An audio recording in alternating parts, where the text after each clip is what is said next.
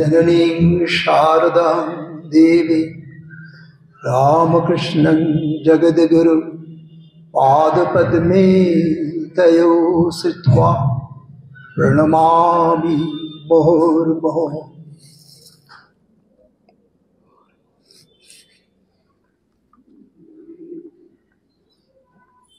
আমরা শ্রী শ্রী মাতা ঠাকুরানীর জীবনী আলোচনা করছিলাম। মাঝখানে অনেকদিন গ্যাপ হয়ে গেছে, 2-3 মাস। জানি না লিঙ্কটা ধরতে পারবো কিনা, চেষ্টা করছি।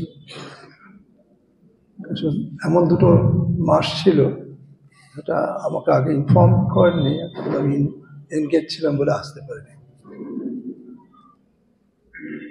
আমরা চেষ্টা করছি, যত অবধি আলোচনা করেছিলাম সেই সূত্র ধরেই এগোনোর চেষ্টা করব। শ্রী শ্রী মাতা ঠাকুরানীর জীবনী আলোচনা বা অনুধ্যানে আমরা ব্রতী হয়েছি। আগে শ্রী মায়ের যারা জীবনী রচনা করেছিলেন বা চরিতকারদের কথা খুব সংক্ষেপে আলোচনা করেছিলাম। সেখানে রামানন্দ চট্টোপাধ্যায়ের নাম উল্লেখ করা হয়েছিল, একটুখানি টাচ করে গিয়েছিলাম। তিনি ছিলেন প্রবাসী ও মডার্ন রিভিউ পত্রিকার প্রতিষ্ঠাতা সম্পাদক, গভীর রবীন্দ্র অনুরাগী এবং কবির খুব ঘনিষ্ঠ বন্ধু।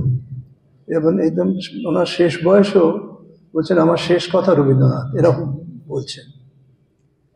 আবার সিস্টার নিবেদিতার প্রবল গুণগ্রাহী বন্ধু ছিলেন। সিস্টার নিবেদিতার এই যে জাতি গঠনের বিভিন্ন সময়ে উনি সহমর্মী ছিলেন, কিছু ক্ষেত্রে তাকে সহকারীও বলা যেতে পারে।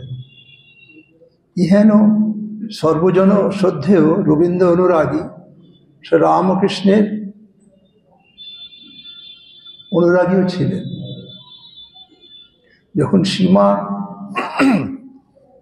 যখন সীমা সারদার মহিমা আমরা যখন শুরু করেছিলাম সেই বিষয়ে একটু আধটু বলেছিলাম।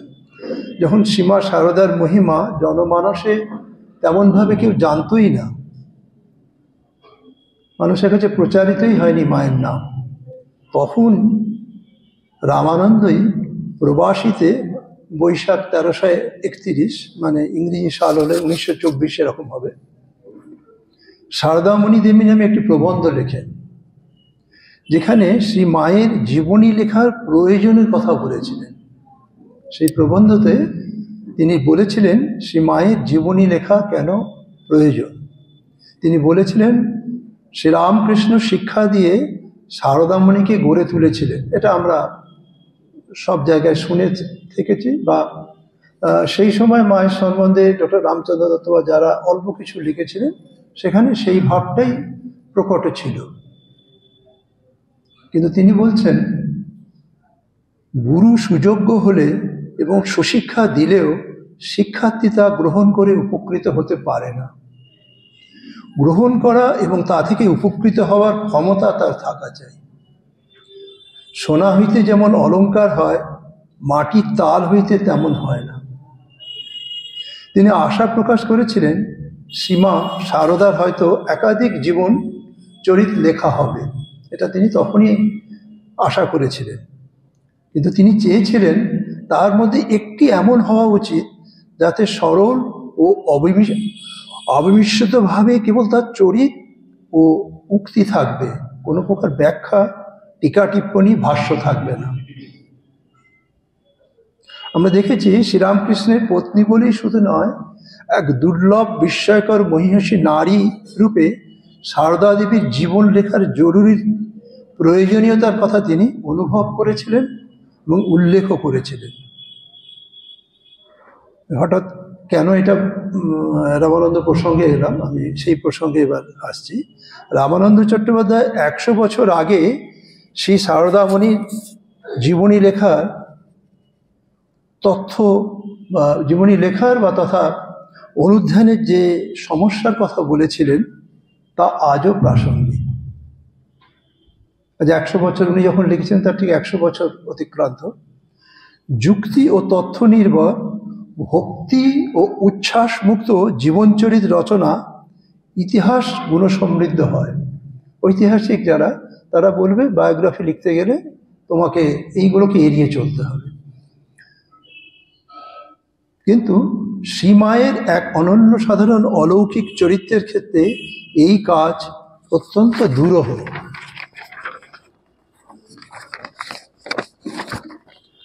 আমরা শ্রীমায়ের জীবনী আলোচনায় জয়রামবাটির কথা, শ্রীমায়ের জন্মকথা ও নিকট আত্মীয়দের কথা সংক্ষেপে জেনেছি। এর আগে জেনেছি তাদের সন্তানদের সম্বন্ধে দু এক কথা। এখন আমরা মায়ের শৈশব বা শৈশব উত্তীর্ণ বাল্যে পৌঁছে গেছি। আজকের আমাদের যেখানে পৌঁছেছি, যেখানে আলোচনার বিষয়টি ওইখানে এসেছে। শ্রীমায়ের বাল্যকালের ঘটনাবলী চিহ্নিত করতে গিয়ে বোঝাবুঝির সীমানা চিহ্নিত করা কঠিন হয়ে যায়। যখন এই বাল্যকালের ওই 2-4টি প্যারাগ্রাফ রয়েছে আমাদের গম্ভীর মহাজের বইতে, সেইটি পড়ে আমি ঠিক বুঝে উঠতে পারছিলাম না যে কিভাবে সেটার ব্যাখ্যা হবে। সেই প্রসঙ্গে এই রামানন্দ চট্টোপাধ্যায়ের কথাটা প্রাসঙ্গিকভাবে টেনে দেখলাম। উনি চাইছিলেন এমন একটি জীবনী রচনা করতে যেখানে টিকা টিপ্পনী বা অন্য ভাষ্য থাকবে না। কিন্তু আমরা যখন মায়ের বাল্য জীবনী পড়ব, আমরা যদি সাধারণভাবে শুধু মানবী অংশটি পড়ি তাহলে তার সঠিক ব্যাখ্যা পাওয়া খুব দুষ্কর, খুব দুরূহ। কিভাবে এই দেব মানবত্বের অবস্থান বোধগম্য হবে সাধারণ মানুষের কাছে? রামানন্দ চট্টোপাধ্যায় যেমন চেয়েছিলেন কোনো প্রকার ব্যাখ্যা টিকা টিপ্পনী ছাড়া সরল ও অবিমিশ্র চরিত্র চিত্রণ দ্বারা বা সাধারণ বর্ণনা দ্বারা কিভাবে শ্রী মায়ের শৈশবকালের ঘটনাসমূহ সাধারণের বোধগম্য হবে, এটি আমার মনে প্রশ্ন তৈরি হয়েছিল। আমরা চেষ্টা করি তাকেই স্মরণ করে এই অদ্ভুত দেবমানবত্বের সংমিশ্রণে প্রতিভাত শ্রীমায়ের বাল্য জীবনের অনুধ্যান করতে। মায়ের জন্মের সাথে যে সকল অলৌকিক ঘটনা জড়িত ছিল সেসব মায়ের ধর্মনিষ্ঠ পিতামাতা কখনো ভুলতে পারেননি। মায়ের পিতামাতার মনে সেই দর্শন, যে সমস্ত দর্শন তারা পেয়েছিলেন, সেই দর্শন সকল গভীর রেখাপাত করেছিল। তাই তাহারা কন্যাকে ভালোবাসার সাথে ভক্তিও করতেন। তার পিতামাতা অনেক সময় অবাক বিস্ময়ে কন্যার মুখে দিকে তাকিয়ে কত কি ভাবতেন। তাদের ঘরে স্বয়ং লক্ষ্মী এসেছেন মানব শরীর ধরে, আরও কত কি। আবার সাংসারিক নানা তাড়নায় তাদের সেই সকল কথা ভুলিয়ে দিত। এটা খুব স্বাভাবিক, আমাদের মন সংসারে আমাদের মন টেনে অন্যদিকে নিয়ে যায়। তার বাবা মার ক্ষেত্রেও তাই ছিল। এইরকম টানাপোড়েনের মধ্যেই তারা তাদের আদরের কন্যাকে স্নেহের সাথে আজীবন সম্ভ্রমপূর্ণ ব্যবহার ও শ্রদ্ধা করে গেছে। যেমনি প্রতি ক্ষেত্রেই সম্ভ্রম দেখিয়েছেন, তেমনি শ্রদ্ধাও কিন্তু মনে মনে তাদের করে রেখেছেন যে আমার কন্যা হলেও সে যে দৈবী ভাবটাকে তারা মনে মনে সবসময় সযত্নে লালিত করে রেখেছিলেন। মা শ্যামাসুন্দরী শেষ বয়স কন্যাকে কতবার বলেছেন, মা গো তুই যে আমার কে মা, আমি কি তোকে চিনতে পারছি মা? তার অবাক বিস্ময় কিন্তু শেষ বয়স অব্দিও শ্যামাসুন্দরী দেখতে পাওয়া যায়। পিতামাতা ছাড়াও মায়ের কাকা নীলমাধব সারদাকে অত্যন্ত ভালোবাসতেন। তিনি শিশু সারদাকে বা আমরা সারুকে কোলে পিঠে মানুষ করেন।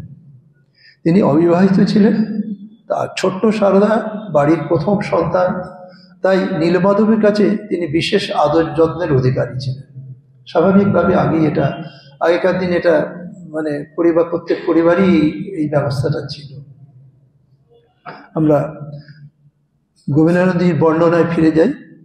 গোবিন্দানন্দী বর্ণনা দিচ্ছেন, পিতামাতার দরিদ্র সংসারে মায়ের শৈশব ও বাল্য অতিবাহিত হইলেও পরস্পরের প্রতি স্নেহ, প্রীতি ও শ্রদ্ধার অশেষ অবকাশ প্রদানপূর্বক সে দারিদ্র ওই পরিবারের দৈনন্দিন জীবনকে বড়ই মধুময় করিয়া তুলিয়াছিল। সব মহারাজের লেখা কি যুবনায়ক কি মায়ের বইতে প্রতিটা শব্দের যেন বিশেষ চয়ন করে যেন ব্যবহার করা আছে। যদি আমরা সাধারণভাবে যখন পড়ি অতটা মানে কনসেন্ট্রেট হয় না, কিন্তু প্রতিটা শব্দের ভেতর বৈশিষ্ট্য আছে।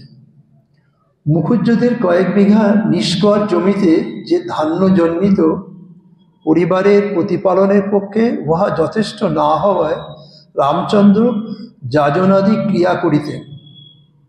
এখানেও দেখুন যাজন মানে ব্রাহ্মণ বংশের মানুষ, যাজন পূজা করবেন, কিন্তু মহারাজ এখানে বলছেন যদি তার আয়টা সাফিসিয়েন্ট হয়ে যেত তাহলে হয়তো ওই প্রসাদ তিনি ব্যবহার করতেন না।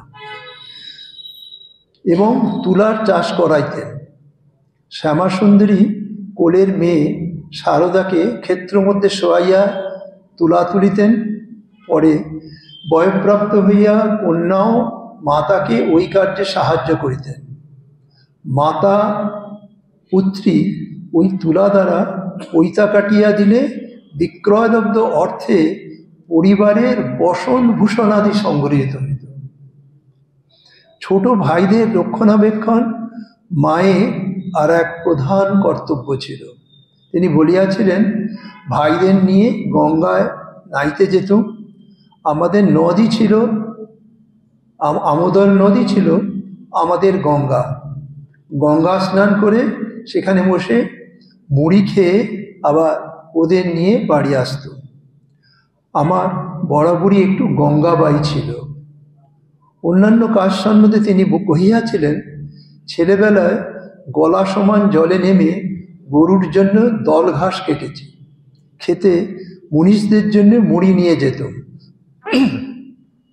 এক বছর পঙ্গপালে সব ধান কেটেছিল, খেতে খেতে সেই ধান কুড়িয়েছি।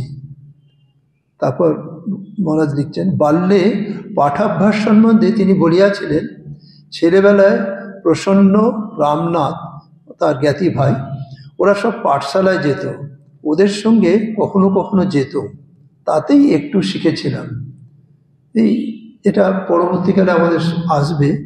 এর সাথে মায়ের শিক্ষার অনেকগুলো ছোট ছোট বিভিন্ন সময়ে, যেমন হৃদয়ে লক্ষ্মীদিদির সাথে পড়েছেন, যেমন শ্যাম যখন এতে এলেন, কলকাতায় এলেন, সেখানে এসে একজনের কাছে পড়েছেন, কিছু কিছু পড়েছেন, কিন্তু সেটা নিয়ে তখন প্রসঙ্গে যখন আসবে সেটা আলোচনা করা যাবে। কিন্তু কতটা পড়েছিলেন, কতটা পারতেন, লিখতে পারতেন কিনা, লেখার করতেন কিনা, মানে আমরা যেটাকে জাগতিক তথাকথিত ব্ল্যাক অ্যান্ড হোয়াইট লেখাপড়া বলছি সেইটার প্রসঙ্গে। আর অন্যান্য যারা তার জীবনীকাররা, তারা সেটাকে অন্যভাবে ব্যাখ্যা করছে। তার শিক্ষা, তার জ্ঞান তিনি কাউন্ট করতে পারতেন না, তাহলে 100 জব শেখাতেন কী করে, এসব অন্যভাবে নানাভাবে তার ব্যাখ্যা আছে। আমরা গম্ভীরানন্দের যে বর্ণনাটি পড়লাম, সে বর্ণনা থেকে আমরা দেখতে পেলাম যে মায়ের বাবা তুলার চাষ করাতেন। মানে তখন একসময় বাংলায় তুলার চাষের প্রচলন ছিল, এটা আমরা জানতে পারছি। পরে এই তুলার চাষ বাংলায় প্রায় অবলুপ্ত হয়ে যায়। তাই প্রায় গত 10-15 বছর আমাদের এখানে নরেন্দ্রপুরের মাধ্যমে আমরাও চেষ্টা করেছিলাম, তখন নতুন প্রচেষ্টা করা হয়। পশ্চিম ভারতে যেমন তুলা চাষটা বেশি হয়, তেমনি পূর্ব ভারতেও যাতে তুলার চাষের প্রচার করা যায়, কেন তুলা একটু মানে ক্যাশ ক্রপ আর কি। তুলার চাষে অর্থনৈতিক ব্যাপারটা অনেক বেশি পাওয়া যায় বলে, সেটার জন্য গভর্নমেন্ট অফ ইন্ডিয়া থেকে আমাদের এগ্রিকালচার ট্রেনিং সেন্টারের মাধ্যমে আমরা অনেক করেছিলাম। এখনও নিশ্চয়ই হয়, আমি 10 বছরের গ্যাপে আছি অবশ্য।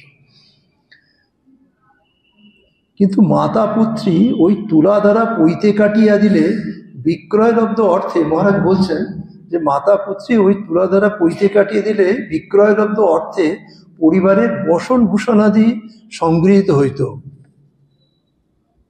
মহারাজ উল্লেখ করেছেন এটা। পরিবারের বসন ভূষণাদির অর্থ কিভাবে পৈতে কেটে উপার্জন হতো, এটা কিন্তু চিন্তার বিষয়। কেন পৈতে সাধারণত কি হয়, পৈতে প্রয়োজনটা সীমিত। একটা গ্রামে কয়টা ব্রাহ্মণ পরিবার থাকবে, সুতরাং তারা কতটা কতটা পইতে লাগবে। আর পইতেও তো প্রতিদিন ছিঁড়ে যায় না। যারা আমরা ছোটবেলা থেকে পইতে ব্যবহার করেছি আর কি, করছি বললে ভুল হবে, করেছিলাম, পইতে তো একটা পইতে মানে 1 বছরও চলে যায়, 6 মাস তো খুব ভালো মতো চলে যায়। তাহলে পইতে কাটিয়ে যে পইতে কেটে, আর আমরা পড়েছি প্রথমে সেখানে মায়ের পরিবার ছাড়া আরেকটি ব্যানার্জি পরিবার ছিল, মেনলি এই দুটো পরিবারে ব্রাহ্মণ পরিবার ধরা হতে পারে, হয়তো শিহর বা আশপাশের পরিবারে ব্রাহ্মণ তারাও হয়তো সেই পইতে সংগ্রহ করত। কিন্তু সেইটা দিয়ে মানে বসন ভূষণাদি কী করে মানে ব্যবস্থা হতো সেটা কিন্তু মহারাজ কমেন্ট করেছে এখানে। যাই হোক, তবুও একটি জিনিস, একটা ব্যাপার যে এইভাবে সাংসারিক অর্থনৈতিক সচ্ছলতা আনার প্রচেষ্টা আমার মনে হয় সেটি একটি শিক্ষণীয় কাজ। মানে উই হ্যাভ সাম রোল। তখন তো মেয়েদের রোলটা অন্যভাবে ছিল, আমরাও ইকোনমিক্যালি একটা ফ্যামিলিকে সাপোর্ট দেওয়ার জন্যে কোনো একটা রোল প্লে করতে পারি, এ মনে হয় সেইভাবে তারা সেটাকে গ্রহণ করেছিলেন। ছোট ভাই বোনদের দেখাশুনো করা তখনকার দিনে এটা ট্র্যাডিশন ছিল, যে বাড়ির বড় যে হবে, বাড়ির বিশেষত মেয়েরা, বাড়ির বড় যে মেয়ে হবে, মেয়ে হিসেবে সে সবার কাছে মানে এটা দেখাশোনা করবে। সেই হিসেবে মায়েরও, মা যেহেতু বড় ছিলেন, সেহেতু মায়ের মানে মা যতই ছোট হোক তার এটি মানে ভাই বোনদের মানুষ করা তার একটা বিশেষ কাজ ছিল। কারণ আমরা দেখি যে মায়ের জন্মের পর কাদম্বিনী নামে একটি তার বোন হয়েছিল বা ভগ্নী হয়েছিল, আর 5 ভাই জন্মগ্রহণ করেছিলেন পরপর, প্রসন্ন মামা থেকে আরম্ভ করে যারা পরপর কালীমামা টালিমামা। এদের প্রায় সকলকেই মা কোলে কাঁখে করে মানুষ করেছিলেন। কিন্তু যদিও মানে আমি ঠিক অ্যাকুরেটলি মানে খুঁজে পাইনি যে এই কাদম্বিনী বা প্রসন্ন মামা মায়ের থেকে ঠিক কত ছোট ছিলেন, এটা আমাদের কাছে অনুমান করা ছাড়া উপায় নেই। মানে মা যে তাকে কোলে কুলে মানুষ করেছেন, কত ডিফারেন্স ছিল, কতদিন ধরে ডিফারেন্স ছিল, মাই কত বড় হয়েছিলেন, মানে আমাদের ডেট অফ বার্থগুলো খুব ডিটেল আমি পাইনি, হয়তো আছে কোথাও, খুঁজে হয়তো আমার কাছে এই মুহূর্তে নেই। তাই আমার এখানে মনে হয়েছে যে এটা অনুমান করা ছাড়া আমাদের কারণ অন্য কোনো উপায় নেই। পিতামাতার সাংসারিক দুরবস্থার জন্য অতি শৈশবকাল থেকেই মাকে নানা কাজে অভ্যস্ত হতে হয়। সীমা ছিলেন বাড়ির বড় সন্তান, তাই একটু বড় হয়েই নিজ গর্ভধারণীর সকল কাজে সাধ্যানুসারে সাহায্য করতে আরম্ভ করেন। কারণ ছোট তো, সুতরাং তার হাত দিয়ে, তার শরীর দিয়ে যতটুকু সম্ভব, সেই জন্য সাধ্যানুসারে শব্দটা প্রয়োগ করতে হচ্ছে। সীমায়ের পিতার আয় ছিল খুব কম, সামান্য কয়েক বিঘে, আমরা মোটামুটি 6 বিঘে এরকম বোধহয় জমি তাকে দিয়েছিলেন রাজারা, আমি তখনকার সামান্য কয়েক বিঘে নিষ্কর চাষের জমি পূজা ও যজন কর্ম দ্বারা সংসার চালাতেন পিতা রামচন্দ্র।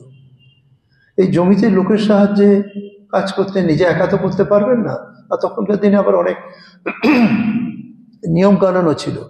মানে সে বাঁকুড়া হচ্ছে খুব নিয়মকানুনের জায়গা, মানে ব্রাহ্মণ সে লাঙল হাল ধরতে পারে না, এসব সব নিয়ম ছিল, আগেকার দিনে অনেক নিয়মকানুন ছিল। বাঁকুড়া এসব নিয়মকানুন খুব, মানে আমি তো 5-7 বছর আগেও যখন ছিলাম বাঁকুড়ায় কাজ করেছি অনেকদিন, সেখানে তখনও জাতপাত নিয়মকানুন বেশ অনেক জায়গায় দেখেছি, অনেক জায়গায়। জমিতে লোকের সাহায্যে ধান, আমরা দেখতে পেলাম যে পিতার ওই সকল কাজ, যে বাবা যে কাজ করাচ্ছেন, তাদের ছোট্ট সারদা সাধ্যমতো সাহায্য করতেন। যেমন বলছেন যে গলা জলে নেমে গরুর জন্য দল ঘাস কাটা, যেমন খেতে মনীষদের জন্য মুড়ি নিয়ে যাওয়া, মনীষ যারা খেতে কাজ করে তাদেরকে মনীষ বলা হতো, তাদের জন্য তাদের টিফিন দিতে হতো। তখন মানে যারা বাড়িতে ওদের লোকে কাজ করা হতো তাদের টিফিন হিসেবে মুড়ি দিতে হতো। এখন আবার নিয়মকানুন কিছু চেঞ্জ হয়েছে, মুড়ির সাথে আলুর তরকারি দিতে হয়, আলু ভাজা দিতে হয়, এখন এসব কম্পালসারি হয়েছে। হ্যাঁ, তারপরে এই পঙ্গপালে সব ধান কেটে ফেলে দিয়েছে, তা ছোট্ট সারা মাঠে ছড়িয়ে গেছে। মানে আমরা যদি কল্পনা করি যে ধানগুলো শীষ থেকে টিয়া পাখি খুব ধান কাটে, দেখবেন যদি পাকা ধান হয়েছে এরকম মাঠে ঘোরেন আপনারা, কারোর অভিজ্ঞতা থাকে, আর পঙ্গপাল তো কেটে সব ছড়িয়ে দিয়েছে ধান। সেইখানে মা বলছেন সে ছোট ছোট হাতে সে ক্ষেতের ধান কুড়িয়ে তুলেছেন। এরকম আরো অনেক কাজ তিনি তার সাধ্য অনুসারে ছোটবেলা থেকে করেছেন।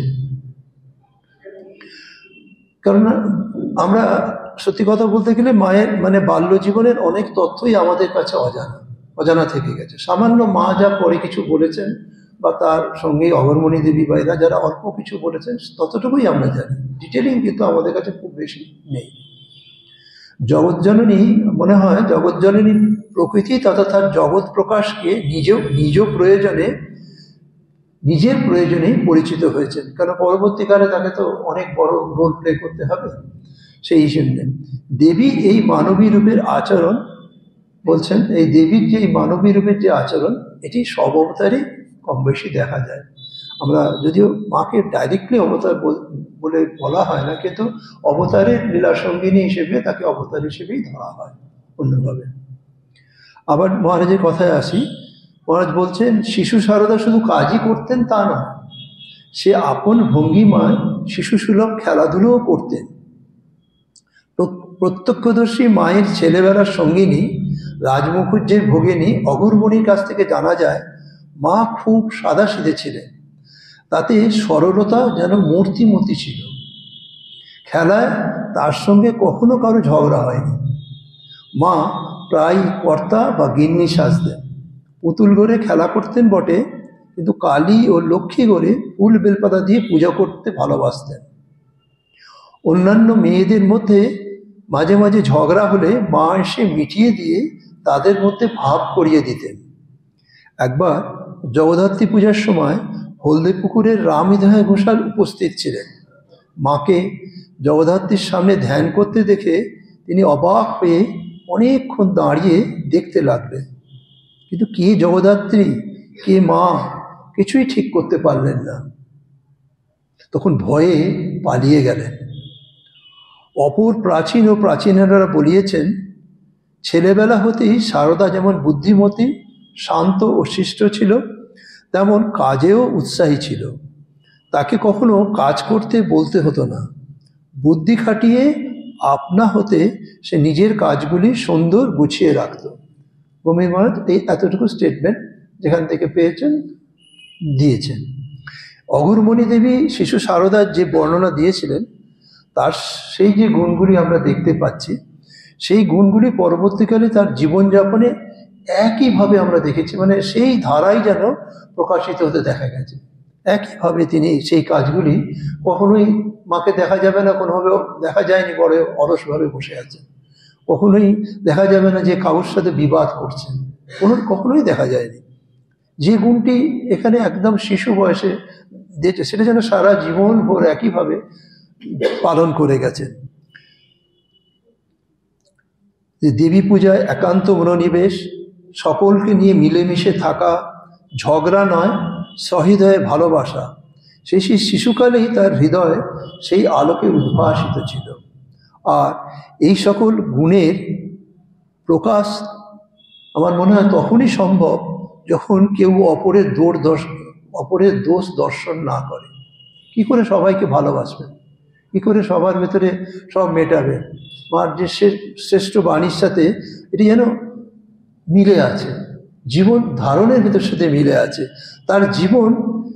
তার জীবনই এই সকল ভাব ও মানে এই সকল ভাব ও গুণ আমাদের যেন স্বাভাবিক ছিল তার জীবনে। অত ছোট বয়স থেকে যেন এটা খুব স্বাভাবিকভাবে সেটা প্রকাশ হতো। শৈশব থেকেই এই মাধুর্যময় গুণাবলী মায়ের মধ্যে আমরা বিকশিত হতে দেখি। শ্রী মায়ের এই বাল্যলীলার প্রসঙ্গে গম্ভীরানন্দ বলছেন, সেখানে দেবভাব স্ফুটতর। এখানেই গম্ভীর মহারাজ এটা ব্যাখ্যা করছেন, এই জায়গাটা একটুখানি ব্যাখ্যা করেছেন। সেখানে দেবভাব স্ফুটতর মানে বেশি প্রকাশ, দেবভাবটা বেশি প্রকাশ। দেবভাব আর মানবী ভাবের যে সংমিশ্রণ, যে দ্বন্দ্ব, যে সারা জীবনের মানে সারা বইটাতেই দেখা যাবে এইটা দিয়ে চলছে আর কি। মা সবসময় নিজেকে লুকিয়ে রাখছেন, কখনো কখনো প্রকাশ করে ফেলছেন দেবী ভাব, কিন্তু মানবিকভাবেই নিজেকে প্রকাশ করছেন, তার জয়রামবাটিতেই হোক, কলকাতাতেই হোক, সব জায়গায়। এখানে মহারাজ বলছেন, শ্রীমাকে ঘোষাল মহাশয়ের জগদ্ধাত্রী রূপে দর্শন এই অপূর্ব জীবনে একটি বিচ্ছিন্ন ঘটনা মাত্র নয়, দেবত্ব ও মানবত্বের অত্যাশ্চর্য মিশ্রণে মায়ের বাল্যলীলা বড়ই চমকপ্রদ। মনে হয় যেন সেখানে দেবভাব স্ফুটতর। মহারাজ এটা কমেন্ট করতেন। উত্তরকালে অপরেরা মাকে যাহাই ভাবুক না কেন, তিনি আপনাকে সাধারণত মানবী রূপেই প্রকাশ করিতেন। মহারাজ বলছেন, আমরা যদি জীবনটা দেখি, বেশিরভাগ ক্ষেত্রেই তিনি মানবী রূপে সমস্ত কাজকর্ম, আচার আচরণে সব জায়গায় তিনি মানবী রূপেই প্রচার করেছেন। কোথাও সবসময় দেবী ভাবটাকে আড়াল করে রাখতেন। কিন্তু আমরা যে কালের কথা লিখিতেছি, মহারাজ বলছেন, আমরা যে কালের কথা লিখিতেছি, সে সময় ঊর্ধ্বলোক হইতে ইহধামে সদ্য সমাগত মা। তখন তো তার জীবনের অভিজ্ঞতা হয়নি। যে অভিজ্ঞতা দিয়ে সে তাকে আড়াল করে রাখবে, যে অভিজ্ঞতা দিয়ে সে নিজেকে অন্য বিচার করবে, সেই জন্য বলছেন ইহধামে সদ্য সমাগত মা দেব মানবত্বের সন্ধিস্থলে অবস্থান পূর্বক। দেব আর মানব, দেব মানবত্বের সন্ধিস্থলে অবস্থান পূর্বক এই মর্তলীলায় কোন ভাবের উপর অধিকতর গুরুত্ব আরোপ করিবেন, তাহা যেন সহসা স্থির করিতে পাইতেছিলেন। বললাম যে কারণে ওই প্রসঙ্গটা টেনেছিলাম, এখানে যেন বোঝা যাচ্ছে না, যেন তিনি যেন বুঝতে পারছেন না কোন ভাবটা প্রকাশ করবেন সবাইকে। মহারাজ এভাবে বলছেন, অথবা দৈব বিধানে তাহার শৈশব ও বাল্য অলক্ষিতে অলৌকিক শক্তিতেই পরিবেষ্টিত ছিল। আর এক ধরনের মানে পাঠকের কাছে দুরকম ভাবটাই দিচ্ছেন, পাঠক তার নিজ গুণে সেটাকে গ্রহণ করবেন। এটাই বমি মহারাজের জীবনী লেখার ভেতরে একটা বৈশিষ্ট্য। তাই দেখিতে পাই যে সেই সময়ের কথা স্মরণ করিয়া তিনি পরে বলিতেছেন, দেখ বাবা, ছেলেবেলা দেখতুম আমারই মতো মেয়ে সর্বদা আমার সঙ্গে সঙ্গে থেকে আমার সকল কাজে সহায়তা করত, আমার সঙ্গে আমোদ আহ্লাদ করত, কিন্তু অন্য লোক এলেই আর তাকে দেখতে পেতুম না। 10-11 বছর পর্যন্ত এরকম হয়েছিল। জলে নামিয়া গরুর জন্য দল ঘাস কাটিতে গিয়া তিনি দেখিতেন এক সমবয়স্কা মেয়ে ঘাস কাটিয়া দিতেছে। এক আঁটি পাড়ে রাখিয়া আসিয়া দেখিতেন ওই মেয়েটি আর এক আঁটি কাটিয়া রাখিয়াছে। এটা এই ব্যাপারটি পুরো অবাক বিস্ময়ের ব্যাপার। এই একটা দর্শন। এটি আমাদের মহারাজ এক জায়গায় বলছেন, চেতনানন্দী এক জায়গায় বলছেন, when divine beings assume a human form, guardians angels accompany them. উনি ওনার বর্ণনা এতে আমেরিকান এতে ভক্তদের কাছে বলছেন, ব্যাখ্যা করছেন এইভাবে। তারা তো এই ব্যাখ্যা অতভাবে বুঝবেন না, উনি এইভাবে ব্যাখ্যা করছেন যে সীমায়ের শৈশবের ঘটনাগুলি বর্ণনা করতে গিয়ে মহারাজ যে বলছেন না, ইহধামে সদ্য সমাগত মা দেব মানবত্বের সন্ধিস্থলে অবস্থানপূর্বক এই মর্তলীলায় কোন ভাবের উপর অধিকতর গুরুত্ব আরোপ করিবেন তাহা যেন সহসা স্থির করিতে পারিতেছিলেন না। অথবা দৈব বিধানে তাহার শৈশব ও বাল্য অলক্ষিতে অলৌকিক শক্তিতেই পরিবেষ্টিত ছিল। এই দেবিত্ব ও মানবিত্বের যুগ্ম ভাব আমরা পরবর্তী জীবনেও সীমায়ের নিজ মুখের অনেক কথায় পেয়েছি। যেমন উদ্বোধনে একদিন, মানে এটা 18ই ভাদ্র 1325 কথা প্রসঙ্গে তিনি বলেছিলেন, লোকে আমাকে ভগবতী বলে, আমিও ভাবি সত্যিই বা তাই হব। বুঝলে, আমার জীবনে অদ্ভুত অদ্ভুত যা সব হয়েছে, আর একটু কথা আছে, আমি যদি ভাবি এইটি হোক কি এইটি খাবো, তা ভগবান কোথাও হতে সব জুটিয়ে এনে দেন। এটা মা বলছেন। আবার বলছেন, দেখ অনেক সময় ভাবি যে আমি তো সেই রাম মুখুজ্জের মেয়ে, আমার সমবয়সী তো আরও অনেক মেয়ে জয়রাম বাটিতে আছে, তাদের সঙ্গে আমার তফাৎ কি? ভক্তেরা সব কোথা থেকে এসে প্রণাম করে, জিজ্ঞাসা করলে শুনি কেউ হাকিম, কেউ উকিল। এরাই বা এমন আসে কেন? বা নিজেকেই নিজের রূপ প্রকাশ করছেন, বা নিজেকেই নিজে প্রকাশ ছলে জীবন জিজ্ঞাসা করছেন। অবতার লীলা মানব সদৃশ হলেও উহা ঠিক মানবের দৈনন্দিন কার্যাবলীর সত্যই তুল্য হতে পারে না। এখানে এটা কমেন্টস করছে মহারাজ, একজন মহারাজ কমেন্ট করছে যে অবতার লীলা মানুষের মতনই হয়। মানুষ যেরকম, শ্রীরাম ঠাকুরের ক্ষেত্রেও দেখেছি, অন্য ক্ষেত্রেও দেখেছি, ঠিক মানুষের মতনই আচরণ করছেন। বলছে অবতার লীলা মানব সদৃশ হলেও ওয়া ঠিক মানবের দৈনন্দিন কার্যবলীর সাথে তুল্য হতে পারে না। কেননা অনেকের কাছে ওয়া অন্যরূপ। যারা সেই অবতারের স্বাদ আস্বাদন করতে পারে, তারা তার অর্থ বা মানে বুঝতে পারে বলে তাদের কাছে এর ব্যাখ্যা বা রূপটা অন্য রূপ হয়। সেই জন্য মহারাজ বলছেন এটা। পরবর্তীকালে মা নিজে বলেছেন, তবে কাজকর্মের ভিতরে যখনই ইচ্ছা হয়, সামান্য চিন্তাতে দপ করে উদ্দীপনা হয়ে মহামায়ার খেলা সব বুঝতে পারা যায়। নিজেই নিজেকে বলছে যে আমি মানবী রূপে আছি, মানবী গুণ সবই দেখছি, নিজেকে দেবী হিসেবে প্রকাশ করছি না, কিন্তু কখনো কখনো যেমন কাজে কর্মে যখন ইচ্ছা হয়, যখন মানে মনটা সেই জায়গায় পৌঁছে যেতে চায়, সেই রূপটা নিজের প্রকাশ হতে চায়, তখনই বলছেন যে সামান্য চিন্তাতে দপ করে উদ্দীপনা হয়ে মহামায়ার খেলা সব বুঝতে পারা যায়। মা বলছেন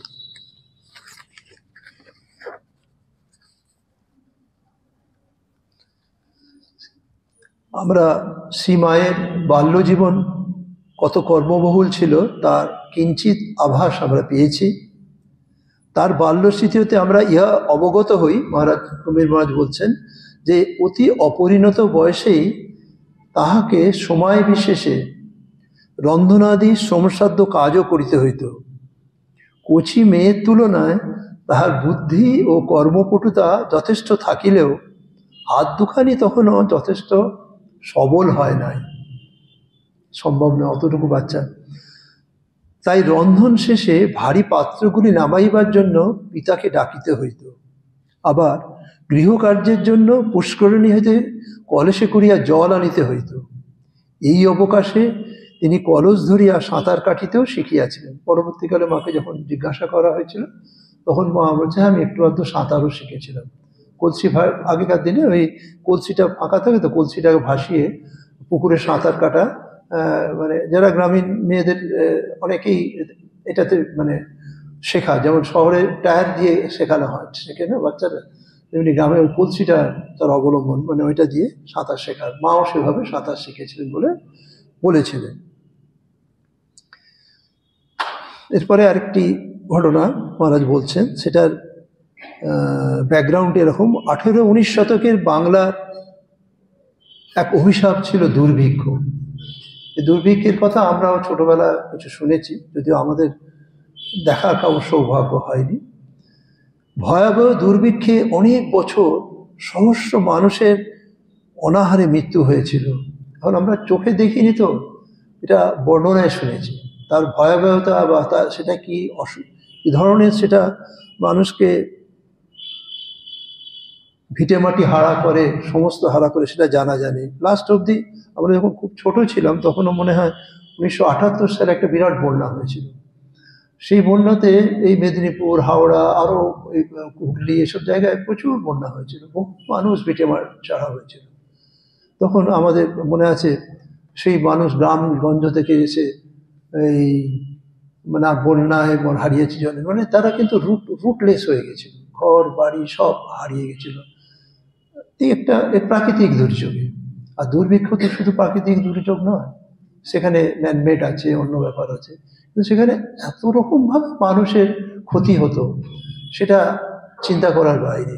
এটা বাংলায় আগে আগে ছিল, তারই একটি বর্ণনা আমরা মায়ের মুখ থেকে পাই।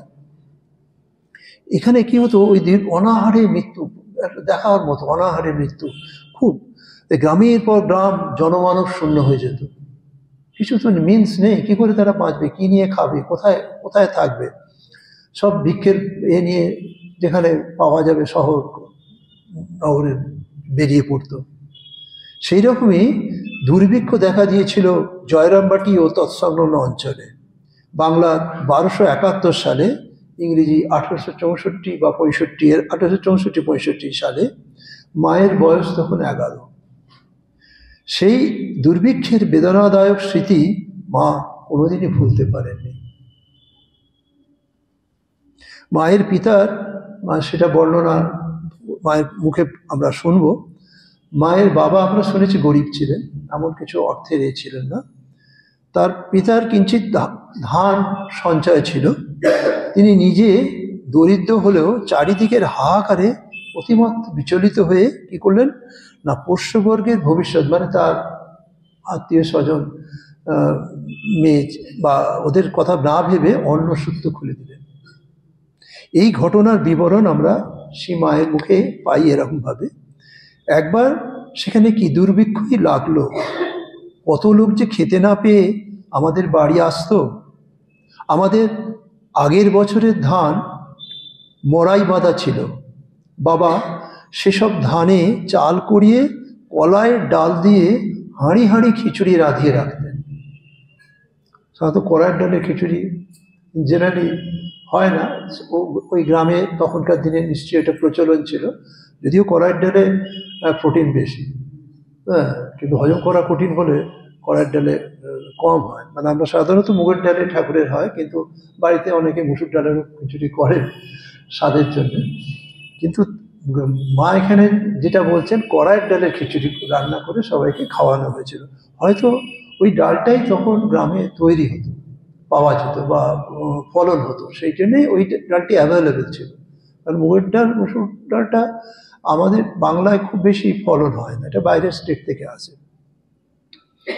বলতেন বাড়ির সবাই এই খাবে, বাবা বলতেন আর কি, বাড়ির সবাই এই খাবে আর যে আসবে তাকেও দেবে। আমার সারদার জন্য খালি ভালো চালের দুটি ভাত করবে, সে আমার তাই খাবে। বলছি না, সম্ভ্রম তাকে সবসময় আলাদা চোখে আলাদা করে তুলে রাখার মতো করেছেন।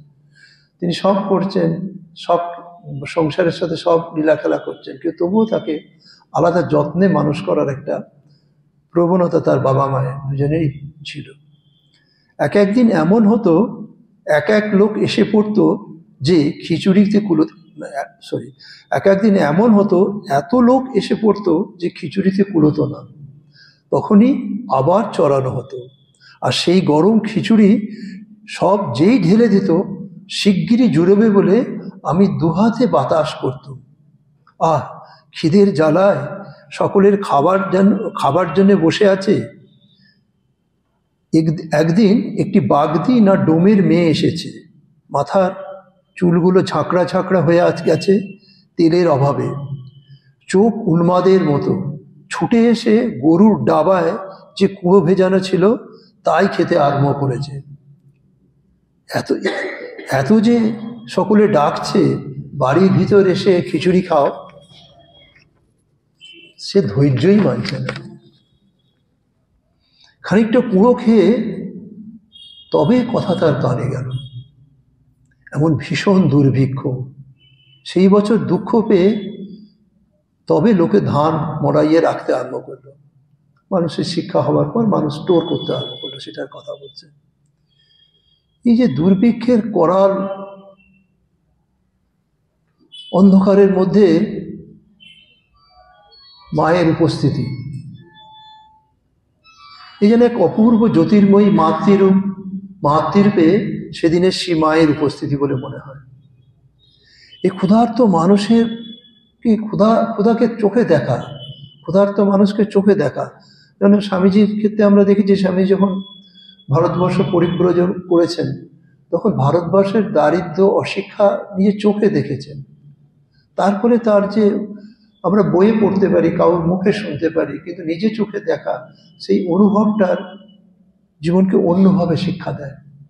মায়েরও এই ক্ষুধার্ত মানুষেরকে যে প্রত্যক্ষ করেছিলেন, আজ সেখানে তিনি সেবার যজ্ঞের ভিতরে নিজে একজন ছিলেন। সেটি ভবিষ্যতের সেবা ধর্মকে রামকৃষ্ণ মঠ মিশনের সংঘজননী রূপে ভবিষ্যতের এই সেবা যজ্ঞকে তিনি অগ্রাধিকার দিয়েছিলেন। এই ক্ষুধার্ত মানুষের ক্ষুধা দূর করা যে শ্রেষ্ঠ মানব ধর্ম, তার প্রত্যক্ষ দৃষ্টান্ত তিনি নিজের আচরণের মাধ্যমে জগতের কাছে তুলে ধরেছিলেন মনে হয়। আমরা যখন ঠাকুরের আরতি হয় তখন আমরা পাখায় দিয়ে পাখা দিয়ে তাকে সেবা করি, তার গরম ভাবে তাকে যেটা দেয়া হচ্ছে সেটি তার কাছে নিয়ে যাওয়ার জন্যে বা উপভোগ করার জন্যে। মাও যেন সেই বিরাট যজ্ঞের যে বিশাল যে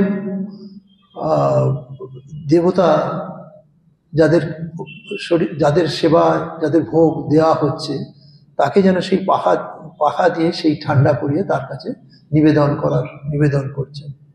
মানে কতটা মনের ভেতরে সেই ভাব আসলে, ভালোবাসা আসলে, সহৃদয়তা আসলে সেই ভাবটা আসে, সেটি তার ওই শিশু বা বাল্যকালের যে মন সেখানেই করে দেখিয়েছেন আমাদের কিভাবে জীবনটা চালনা করতে হয়, জীবনটা কিভাবে প্রতিপালন করতে হয়, জীবনটা কিভাবে গঠন করতে হয়। এই যে তার যে ভবিষ্যতে যিনি যে মাতৃত্বে মহিমামণ্ডিত হবেন, যে আমাদের প্রত্যেকের হৃদয়ে বিরাজিত হবেন, সেটি যেন তার ওই ছোটবেলায় বাল্যে তার সুকুমার হস্তে, মানে মহারাজ এই শব্দটা ব্যবহার করছেন, তার সুকুমার হস্তে বিজন গ্রহণ পূর্বক বুভুক্ষুর অন্ন ভোজন উপযোগী করিতে যে তিনি কত ব্যস্ত, সেইটি এখানে মহারাজ তার একটা বিশেষত্ব দেখাচ্ছে। যে তাতে কি দেখাতে পাচ্ছেন না, সেই মায়ের সহজ, অকৃত্রিম ও অনবদ্য যে চিত্রখানি আমাদের কাছে ফুটে উঠেছে, তার ব্যাখ্যা তিনি এইভাবে করছেন যে তার ওই সুকুমার হস্তে কি করছেন না, বিজন করছেন, ব্যজন করছেন, কি করছেন, ওই বুভুক্ষুর অন্ন ভোজন উপযোগী করে দিচ্ছেন, যাতে সেটা ঠান্ডা হয়, তাতে সেটা গ্রহণ করতে পারে। আর সেই কোমল প্রাণা দুহিতার লালনে দরিদ্র ব্রাহ্মণের সস্নেহ হৃদয়ে কতখানি আকুলতা। সীমা তখন বালিকা। এই বাল্যলীলা অনেকটা অপরাপর পল্লী বাড়ালি অনুরূপ। বলছেন এরম ধরনের হয়তো অন্যান্য গ্রামের মেয়েরাও কেউ এই ধরনের আচরণ করতে পারে। মহারাজ বলছেন এই যে আচরণ, হ্যাঁ গরম হয়েছে, খুব গরম হয়েছে, একটুখানি ঠান্ডা করে দেওয়ার জন্য পাখার বাতাস করে দেওয়া, বলছে এই আচরণটা অন্যান্য পল্লীবালা যারা আছে তাদের অনুরূপ হতে পারে, কিন্তু ইহারও মধ্যে অকস্মাৎ যেন অলৌকিক দৈব জ্যোতি বিচ্ছুরিত হইয়া চোখ ঝলসাইয়া দেয়। ক্ষুদ্র ভগিনী ও ক্ষুদ্রতর তনয়ার জীবনে এই আলো আধারের খেলা সম্ভবত তাহার ভ্রাতাদের ও জনক জননীর দৃষ্টি অতিক্রম করিতে পারে না, যদিও তাহারা মানবীয়ভাবে পরিচালিত হইয়া এই ছোট মেয়েটিকে স্নেহশীলা ভগিনী ও সাধারণ দুহিতারূপেই গ্রহণ করিতে চাইয়াছিলেন। তারা দিদি হিসেবেই দেখেছেন, তারা কন্যা হিসেবেই দেখেছেন, তারা ভাইজি হিসেবেই দেখেছেন, যারা যেরকমভাবে দেখেছেন।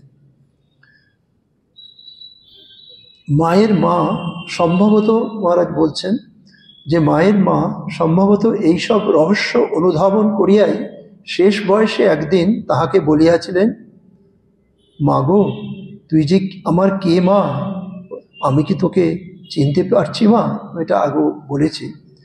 কন্যা অবশ্য তখন বাহ্যিক বিরক্তি সহকারে বলিয়াছেন, ওই যে মা সবসময় নিজেকে আড়াল করে দেখেছেন, তার মানবী রূপটাকেই প্রকাশ করেছেন, দৈবী রূপটাকে কোথাও প্রকাশ করতে চাননি। কে আবার? মা বলছেন কে আবার? আমার কি 4টে হাত হয়েছে? তাহলে তোমার কাছে আসবো কেন? মা এড়িয়ে যাচ্ছেন, তার রূপটাকে প্রকাশ করছেন না। সব ক্ষেত্রেই দেখবেন একবার দুবার তাকে না বললে তিনি সেটাকে সবসময় আড়াল করার চেষ্টা করেছেন। ডাইরেক্টলি কখনো স্বগতোক্তির মতো বেরিয়ে গেছে, আলাদা কথা, কিন্তু যখন শিবুদাই বলুন, অন্যরাই যে যখন তাকে তার স্বরূপ প্রকাশ করার জন্য অনুরোধ করেছেন, তিনি সবসময় অ্যাভয়েড করার চেষ্টা করেছেন, একটা পর্দা ফেলে রাখার চেষ্টা করেছেন। ভগিনী রূপে সারদা দেবী কি করিয়াছিলেন তাহা মাতা পুত্রীর একদিনের কথাতেই প্রকাশ পায়। গর্ভধারিণী বলিলেন, সারদা, তোর মতো আমার যেন একটি মেয়ে হয় মা, মানে জন্মান্তরে একটি মেয়ে হয় মা বলা যেতে পারে।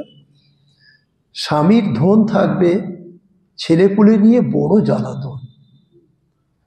পয়সা কড়ি থাকতে পারে, ধন ঐশ্বর্য থাকতে পারে, ছেলেপুলে মানুষ করা বড় জ্বালাতন, বলছেন মায়ের মা। কন্যা তাহাতে কৃত্রিম কোদ দেখাইয়া বলিলেন, আবার আমাকে টানছো? তোমার ছেলেপুলে আমি আবার এসে মানুষ করি? তথাপি স্নেহময়ী ও কর্মচঞ্চলা সুশীলা কন্যা শান্তিপ্রদ অতীত স্মরণপূর্বক শ্যামাসুন্দরীর স্বীয় কথায় দরদ দরদ ঢালিয়া বলিলেন, তোকেই যেন আবার পাই মা, তোকেই যেন আবার আমি পাই মা। মা ছাড়ছেন না। মা বলছে ওই তার শ্যামাসুন্দরী তার ওই দৈবী ভাব জানেন তো, কে চাইবেন তার সন্তান যদি ঈশ্বরীয় ভাবপূর্ণ কোনো সন্তানকে সে পায়, সে তাকে কি করে ছাড়বে? সে তাকে তো বারবার জন্ম জন্মান্তরে সবসময়ই পেতে চাইবে। তো মা ভাই কালীমামা একসময় এই কথারই সমর্থন করিয়া বলিয়াছিলেন, দিদি আমাদের সাক্ষাৎ লক্ষ্মী, আমাদের বাঁচিয়ে রাখবার জন্য দিদি কি না করেছেন। ধান বানা, পৈতে কাটা, গরুর জাবনা দেওয়া, রান্না বান্না, বলতে গেলে সংসারের কাজই তো দিদি করেছেন। এটা হলো মানে মায়ের বাল্যের জীবনীটা। আমরা এখানে আর একটা প্যারাগ্রাফ আছে, এখানেই শেষ করলাম, টাইম 7:10 হয়ে গেছে। পরবর্তীকালে ইন্টারেস্টিং হচ্ছে মায়ের বিবাহ, পরের চ্যাপ্টারটি যেটি আছে সেটা বধূ হিসেবে মহারাজ নাম দিয়েছেন, বধূ হিসেবে মানে মায়ের বিবাহ। সে একটি খুব ইন্টারেস্টিং ব্যাপার। আমাদের এখানে একজন ছিলেন, তিনি তার হাতের আঁকাতে মা ছোট্ট ছোট্ট মা কোলে উপর উঠে বসে হাত দিয়ে দেখাচ্ছে। বিশ্বরঞ্জন বাবু আমাদের কর্মী ছিলেন, ওনার আঁকাই আমরা মানে দেখি সবসময়, যেটাই এটাই ছোটবেলার ঠাকুর, এটাই ছোটবেলার মা। আমার অন্যটা আর কিছু মাথায় আসে না, ওইটাই বাচ্চা বয়স থেকে দেখে অভ্যস্ত। বিশ্বরঞ্জন আমার পাশের ঘরেই বসতেন, তো ওই অনায়াসে তিনি ওই মা ঠাকুরের মুখ, স্বামীজির মুখ এক স্ট্রোকেই এঁকে দিতেন। আর সেটাই আমরা কামারপুকুরে গিয়ে দেখবেন ওই ছবিগুলো আঁকা আছে, এবং শিশুদের বিবেকানন্দ, শিশুদের সাথে ওই ছবি, ওই বিশ্বরঞ্জনবাবুর আঁকা। সেখানে বধূ হিসেবে ওনার একটা ছবি আঁকা ছিল, মা লোকে কোলে থেকে হাত করে দেখাচ্ছে, ছোট ছোট হাত করে, যে এই আমার বর হবে পরে। ওম নিরঞ্জনম নিত্যং অনন্ত রূপং ভক্তানুকম্পা ধৃত বিগ্রহং বৈ ঈশাবতারং পরমেশমিড্যং তং রামকৃষ্ণং শিরসা নমঃ।